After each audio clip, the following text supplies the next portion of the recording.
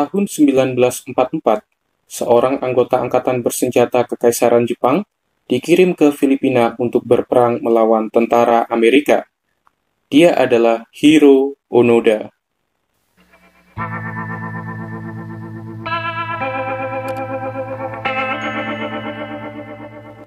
Hiro Onoda diperintahkan untuk menghentikan dominasi kekuatan sekutu Amerika di wilayah tersebut. Dia diberi instruksi untuk berperang dan tidak boleh menyerah apapun yang terjadi.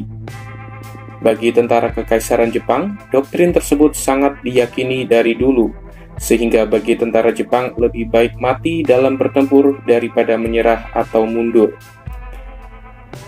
Setahun kemudian, tepatnya tahun 1945, Jepang kalah perang. Jepang menyerah tanpa syarat setelah Amerika menjatuhkan bom di Hiroshima dan Nagasaki. Pasca peristiwa tersebut, Jepang mengumumkan kepada serdadu-serdadu yang masih di medan perang untuk pulang. Sebagian serdadu pulang dengan rasa malu dan harga diri yang hancur, sehingga beberapa memilih bertahan dan terus bertempur hingga mati. Sementara itu, Hiro Onoda sendiri masih tidak mengetahui kabar kekalahan negaranya. Hiro Onoda tetap bertahan di Pulau Lubang, Filipina. Hingga pemerintah Jepang dan Amerika menyebarkan selebaran yang dilempar dari udara untuk memberitakan kekalahan Jepang. Namun Hiro Onoda tidak mempercayainya. Hiro Onoda beranggapan bahwa selebaran tersebut hanyalah tipu-tipu untuk memancing keluar serdadu Jepang. Hiro Onoda kini bertahan sendiri di pedalaman hutan Pulau Lubang, Filipina, dengan tetap memegang teguh prinsip pantang menyerah dan menunggu keajaiban. Bagi pemerintah Jepang sendiri, Hiro Onoda dianggap sudah tewas atau hilang entah kemana. Hingga suatu hari, seorang pemuda bernama Norio Suzuki ingin mencari Onoda. Tahun 1972, Suzuki pergi ke Pulau Lubang, Filipina, dan dia menemukan Onoda.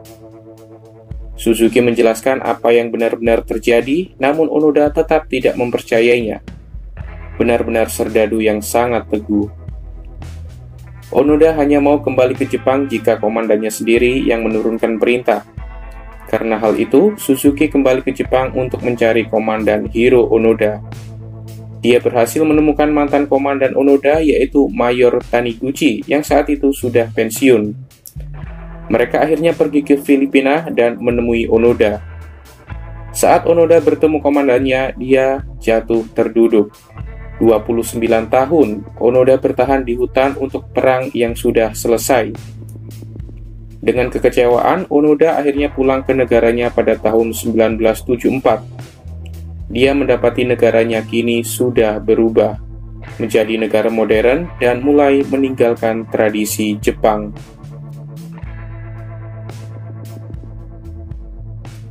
Atas kekecewaannya tersebut, Onoda mendedikasikan sisa hidupnya untuk kegiatan amal dan pendidikan. Dia membangun sekolah, beternak di Brasil, dan menyumbang banyak uang untuk kuil dan untuk negara Filipina. Ya, negara tempat dia dulu berjuang sendirian.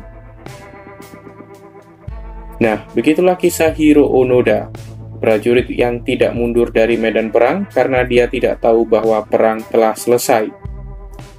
Apakah Hiro Onoda adalah sosok yang hebat ataukah justru seseorang yang melakukan hal yang sia-sia? Bagaimana menurutmu? Tulis jawaban kalian di komentar. Pastikan kalian subscribe channel ini karena masih banyak kisah-kisah unik di dunia yang akan kita bagi.